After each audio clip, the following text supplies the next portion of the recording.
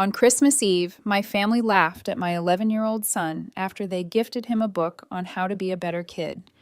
His cousin got an iPad. They called it a lesson. I walked out. When they came begging for help, I sent them the perfect gift back. Hey, Reddit.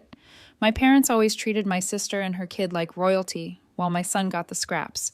I tried to keep the peace, but one Christmas gift ended everything. They crossed a line, and I decided I was done. Let me tell you how it all went down. My name's Amalia Reyes. I'm 32, married to Logan, and we've got an 11-year-old son named Noah. I work as a systems engineer for a renewable energy company here in Denver. It's a decent job. Logan's a middle school teacher, the kind of person who remembers every kid's birthday. Noah's the science nerd type. Builds rockets out of cereal boxes. Keeps stickers on his PS5 controller, the one we bought the night we walked out, so he can tell it's his ship. These days, mornings are quiet. I get up around 6, pack Noah's lunch, turkey sandwich, apple, a small note. Logan always sneaks in. Coffee tastes like it always does. Burnt, but it wakes me up. Noah's soccer shin guards are usually under the kitchen table. PS5 controllers scattered across the couch. The air smells like detergent because Logan does laundry every other night. It's not exciting, but it's calm. My phone stays on Do Not Disturb unless it's work. I keep the family group chat muted. The last thing I need is Mom sending another guilt quote about honoring your parents. Sometimes I scroll up just to remind myself why I stopped replying. People ask about my parents, and I say they're gone. Easier than explaining they're alive somewhere in this city, pretending they did nothing wrong. My dad, Robert, is retired, but somehow always too busy.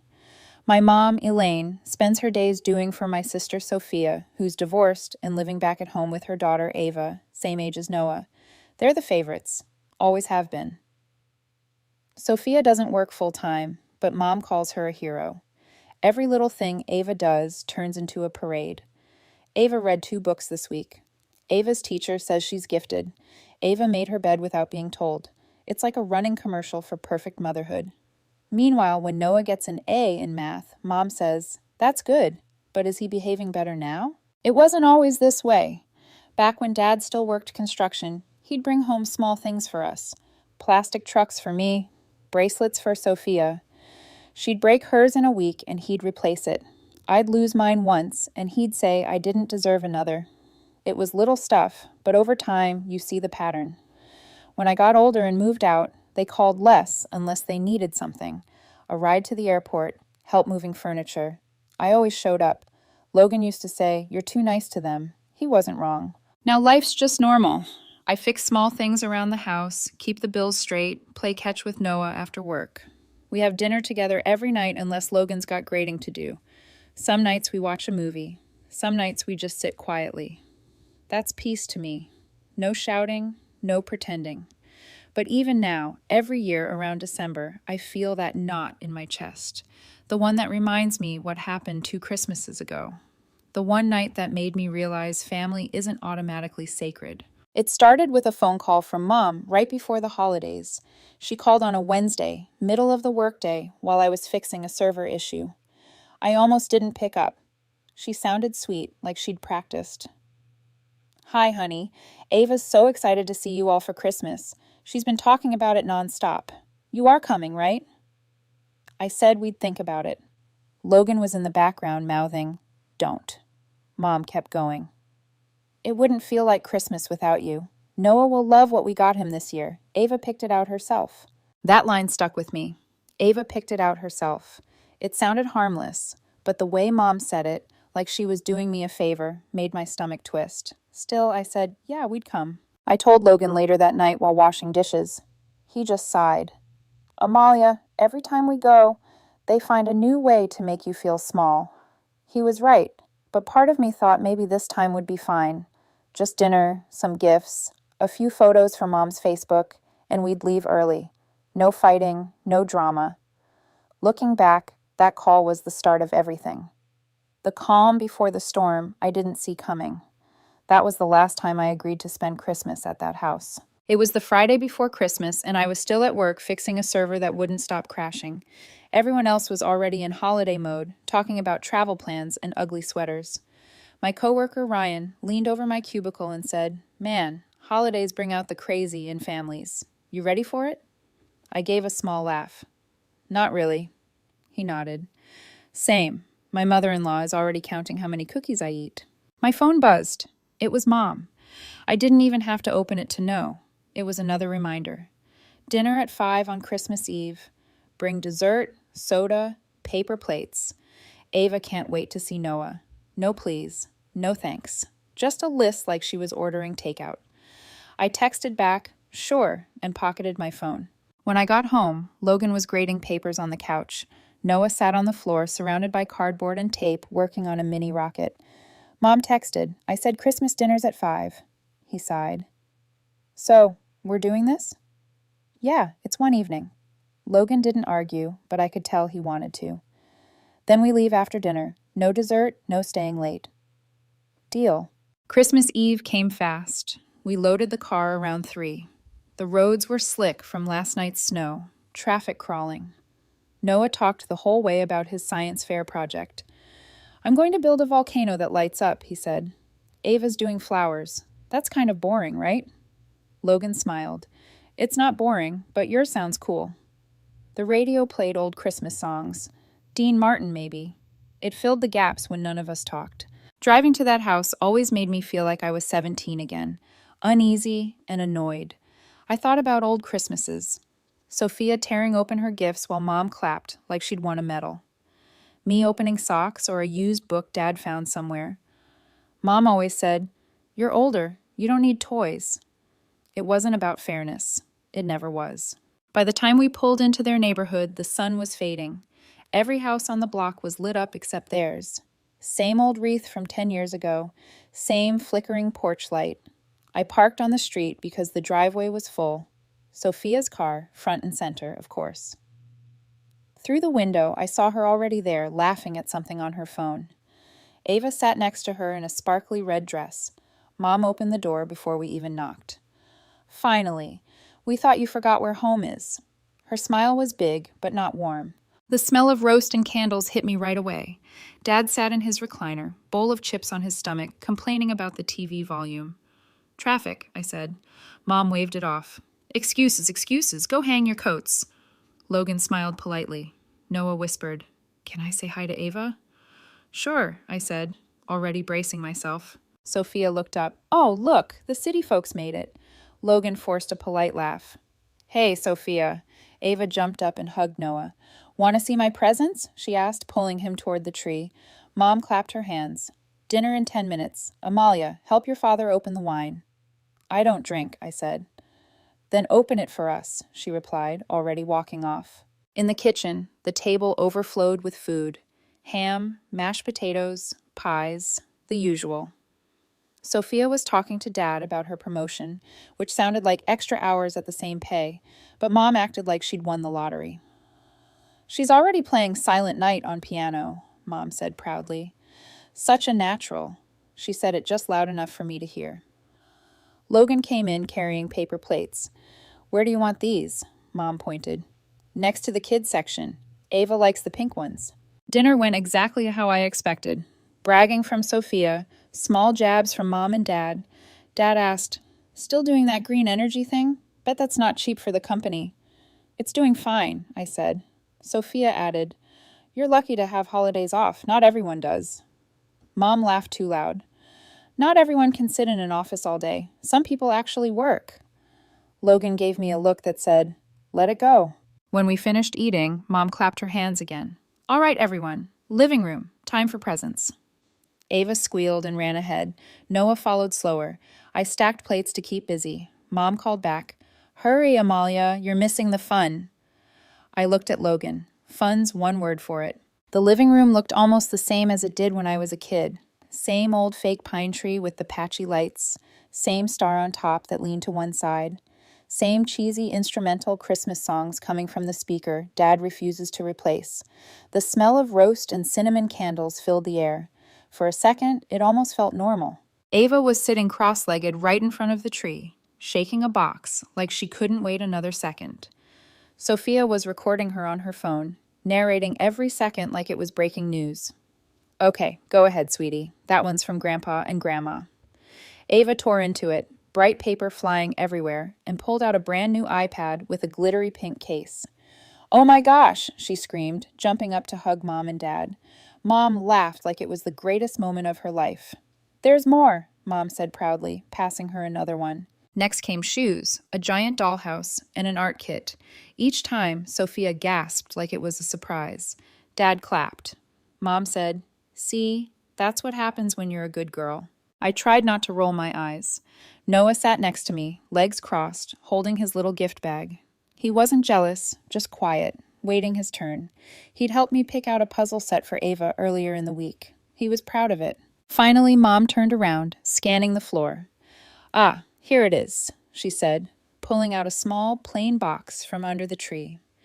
The wrapping paper was dull gray, no bow, no ribbon.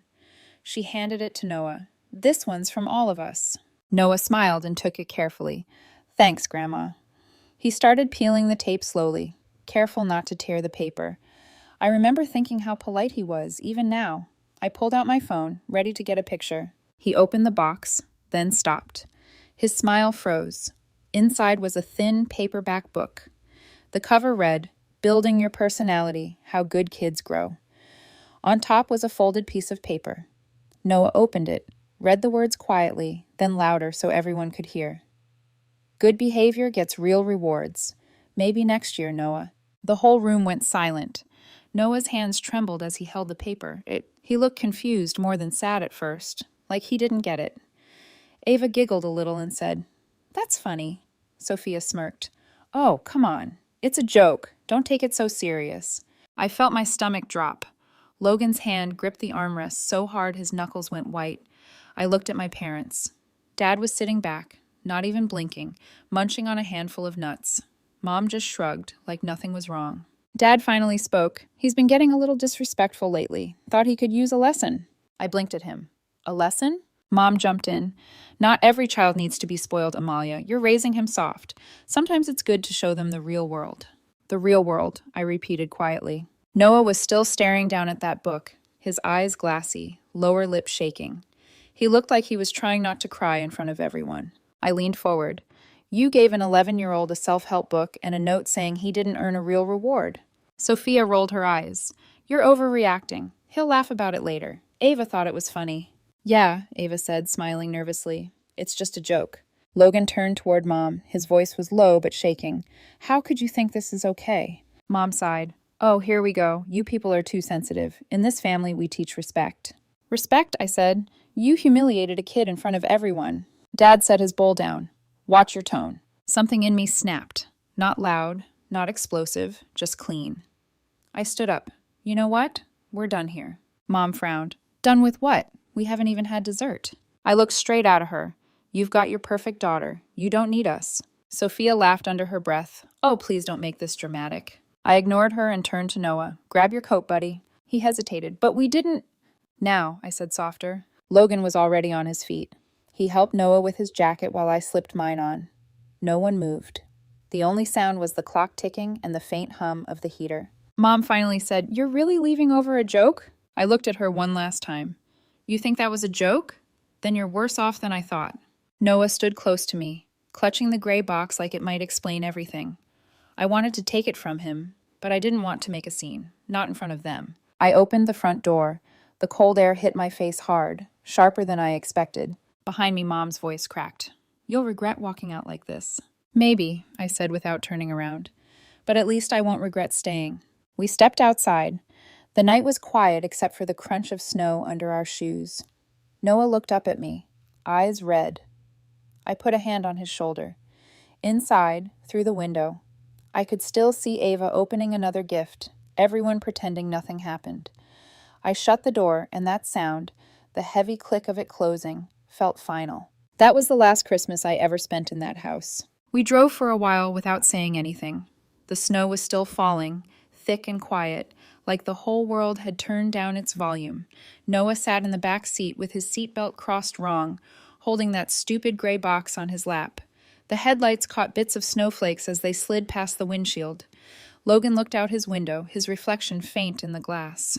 He hadn't said a word since we left. I didn't blame him. I didn't trust myself to talk either. The heater hummed. The car smelled faintly like the roast from dinner that had somehow stuck to my jacket. About 10 minutes in, I heard a small voice. Mom? Yeah, buddy. Did I do something wrong?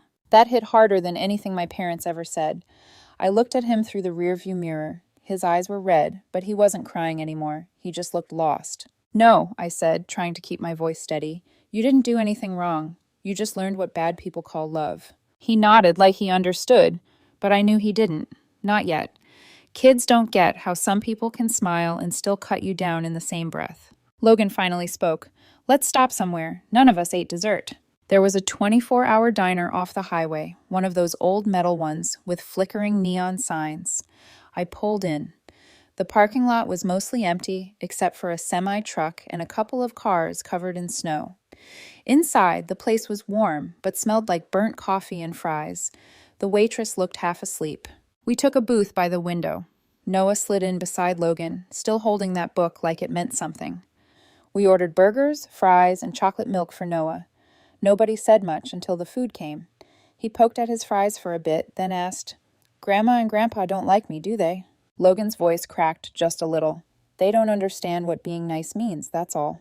I said, You don't ever have to earn love, not from people who really care about you. He nodded slowly, chewing without looking up. I could tell he was trying to move on, but I also knew that moment would stick with him for a long time. It's the kind of thing that buries itself somewhere deep, waiting to show up later when you least expect it. When we finished, I went up to pay. The cashier gave me a tired smile. Quiet night, huh?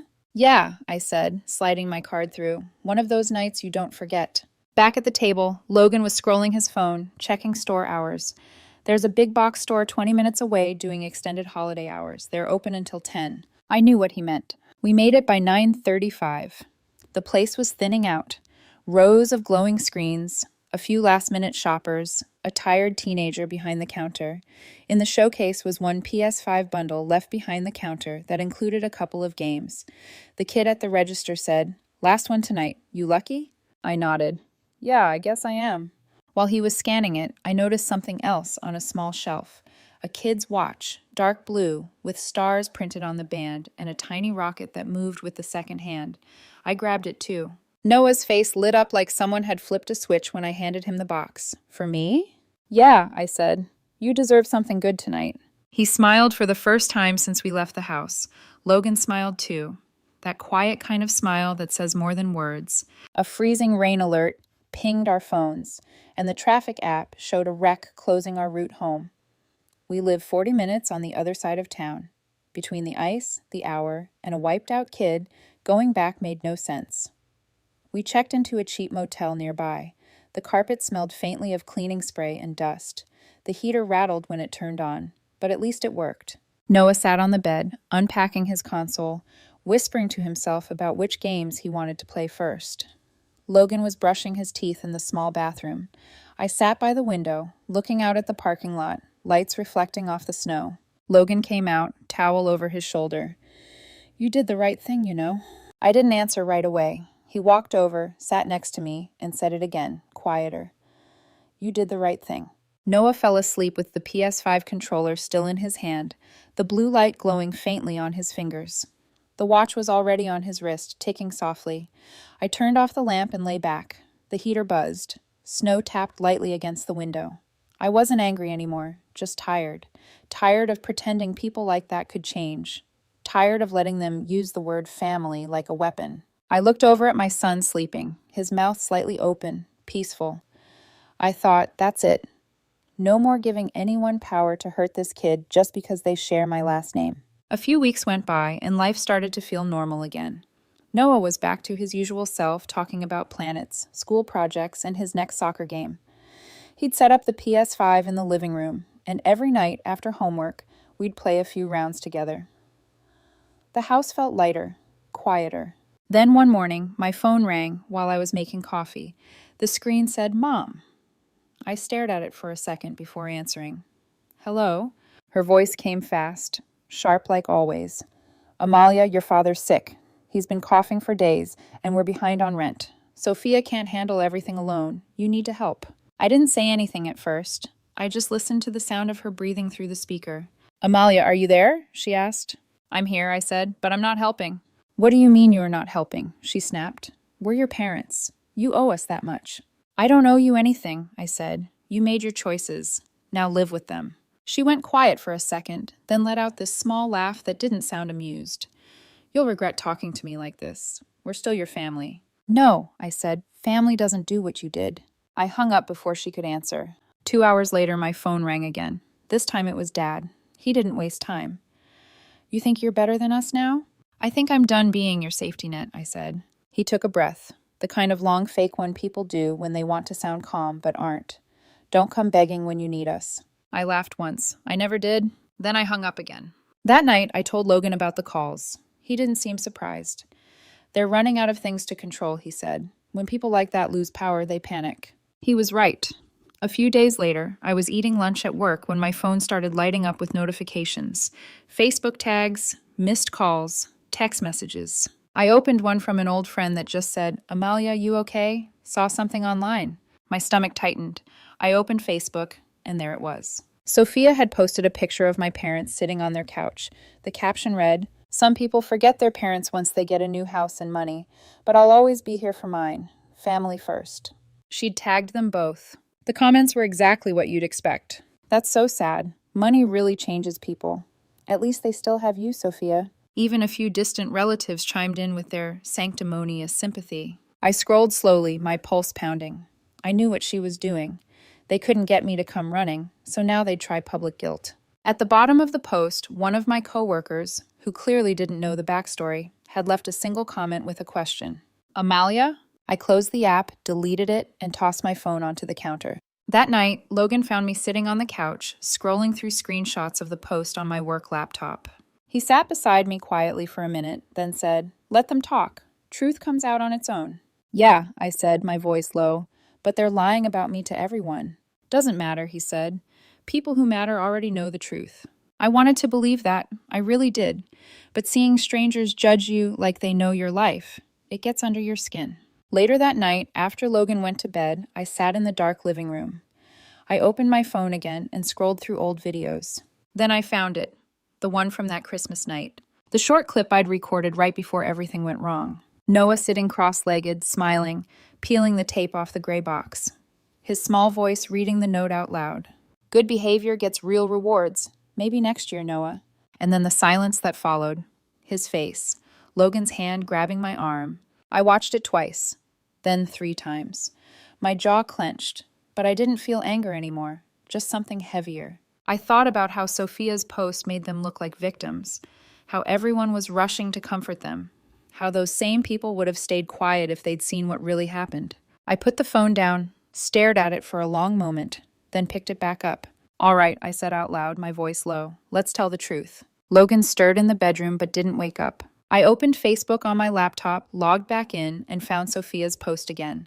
Thousands of reactions, dozens of comments, all sympathy for her. I clicked Add Post. No words, no explanation. Just that video, the one that showed everything. Then I hit Post and sat back, waiting to see how fast truth spreads compared to lies. The post went up at 11:47 p.m. No caption, no tag, no explanation, just the clip. Noah's small voice reading the note. The silence that followed. That 30 seconds said everything I'd been holding in for years. At first, nothing happened. Then the notifications started. By the time I brushed my teeth and came back, the video already had hundreds of views. 10 minutes later, thousands. People shared it faster than I could refresh the page. The comments came in like a wave. This made me cry. Who does this to a kid? This family sounds toxic as hell. By morning, it had exploded. People from our hometown were tagging friends, sharing it with captions like, You never know what goes on behind closed doors. Sophia's post disappeared by sunrise. Mom replaced hers with a quote image about forgiveness. Dad didn't say anything, but I noticed he'd changed his profile picture to an old family photo from before everything happened. I didn't respond. Instead, I took screenshots of everything.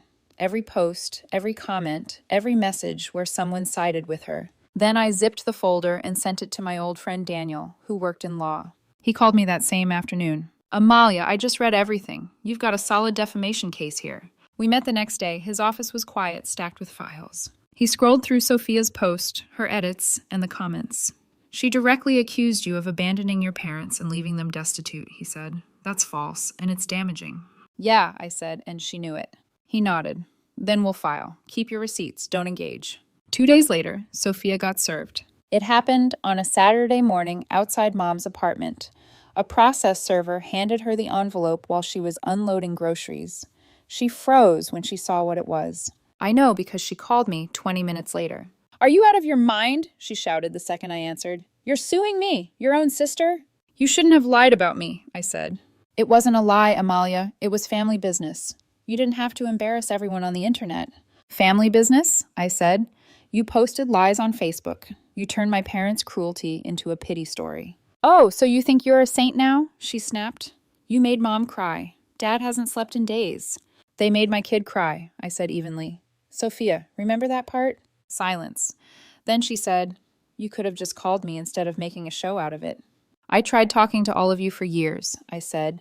Every conversation turned into an attack or a guilt trip. This time, I'm done talking. She let out a bitter laugh. You really think a judge is going to care about a stupid Facebook post? Guess we'll find out, I said and hung up. The day of the injunction hearing came 2 weeks later. I didn't feel nervous, just ready. Logan sat beside me in the waiting area, flipping through his phone. I could tell he was tense, but trying not to show it. When we walked into the courtroom, Sophia was already there with her lawyer. She looked different, tired, defensive, like the confident version of her from social media had cracked. Mom wasn't there. Dad stayed home. The judge went straight through the documents.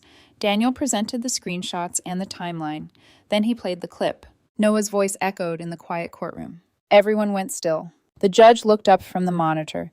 Even Sophia's lawyer looked uncomfortable. When the video ended, Daniel said, This is the truth my client was defending herself against. Sophia's lawyer stood up and tried to spin it. It was a misunderstanding, Your Honor. She was emotional and exaggerated the situation, but she didn't intend to harm anyone. The judge turned to Sophia. You posted public statements claiming your sister abandoned your parents and that they were left homeless. Is that true? Sophia shifted in her chair. Not exactly. So it's false, the judge said flatly. She didn't answer. The judge sighed, flipped through the file, then read the order. The court grants a preliminary injunction.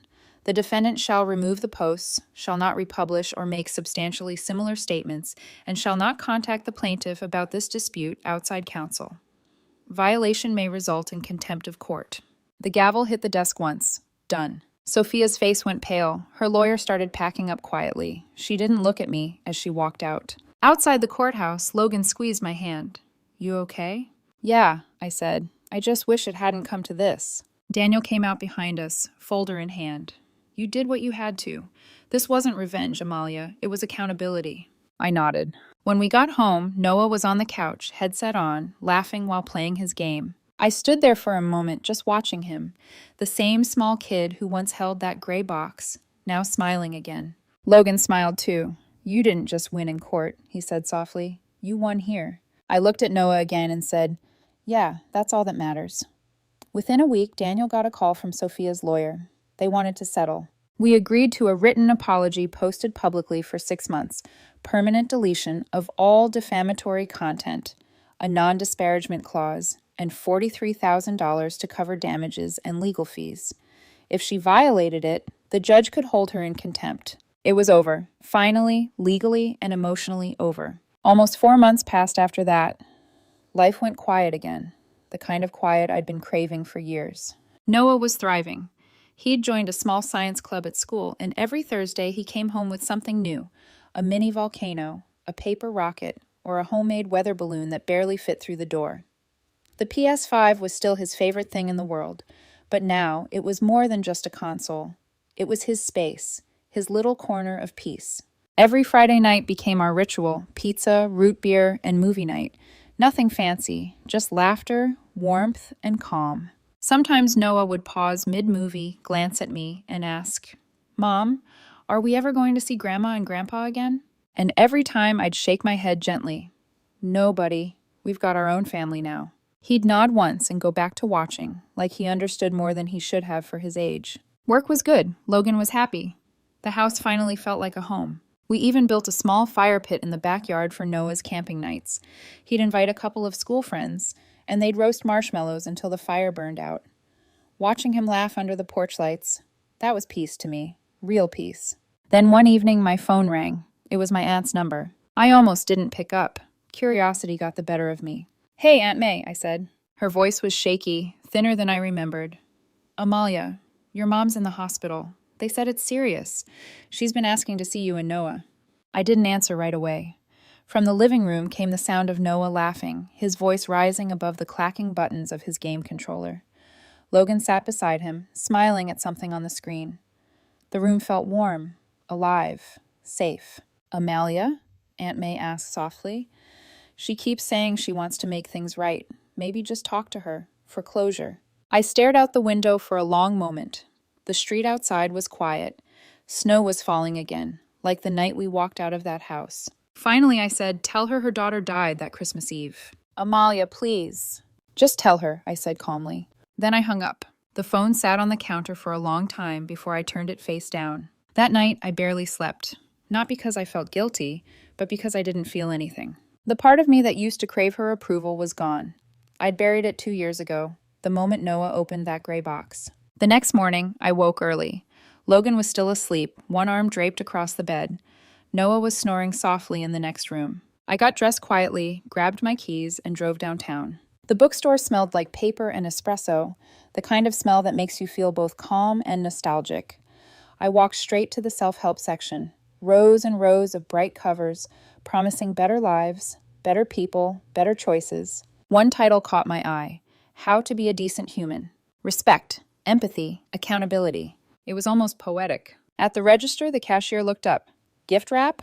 "Yeah," I said. "Plain paper's fine." She smiled, handed me a pen when she saw me flipping open the cover. "Writing a note?" "Something like that." Inside the first page, I wrote in small, steady letters, "Return gift. Maybe this will help you build your personality." No signature, no name, just that. When I got home, I found a small box in the garage, packed the book inside, sealed it, and printed my parents' apartment address on the top. Later that afternoon, I drove to the post office. It was quiet inside, just 2 clerks and the sound of packages sliding down the counter. I handed mine over. "Anything fragile?" one of them asked. "No," I said. "It's just a book." He nodded, printed a label, and dropped it into the bin. The soft thud it made when it landed felt final. Not joyful, not vengeful, just closure. When I pulled into our driveway, the smell of grilled chicken hit me before I even opened the door. Logan was outside, flipping pieces on the grill while Noah ran circles around the dog, waving a cardboard rocket in his hand. "Mom, look what I made," he yelled. "It's going to launch for real this time." I laughed. "Nice, you think it'll fly?" "Maybe," he said, grinning. "But if it doesn't, I'll just build a better one." That answer stuck with me. Simple, but perfect. Logan turned from the grill. "Everything okay?" "Yeah," I said. "Just mailed something I should have sent a long time ago." He raised an eyebrow. "Good or bad?" "Neither," I said. "Just necessary." We ate outside that evening. The air was cool, a soft spring breeze carrying the smell of smoke and grass. Noah talked nonstop about his next school project, something about measuring wind speed with recycled soda bottles. Logan laughed every time he got too technical. For the first time in a long time, I wasn't waiting for something to go wrong. There was no phone call that could ruin this. No guilt trying to crawl its way back in. Just quiet, honest peace. When the sun dipped behind the fence, I leaned back in my chair and looked around. My husband, my son, the house we'd built together, the dog barking at nothing, the sound of laughter echoing through the yard. It was everything I needed. I realized something right then. Family isn't who shares your name. It's who shows up when you need peace, not power. I watched Noah chase the dog through the grass, his laughter mixing with the fading hum of the grill. Something inside me loosened, like the last piece of the past had finally broken off and drifted away. Logan reached across the table, squeezed my hand, and said, "You okay?" I smiled, breathing in the warm evening air. "Yeah," I said, "we're good."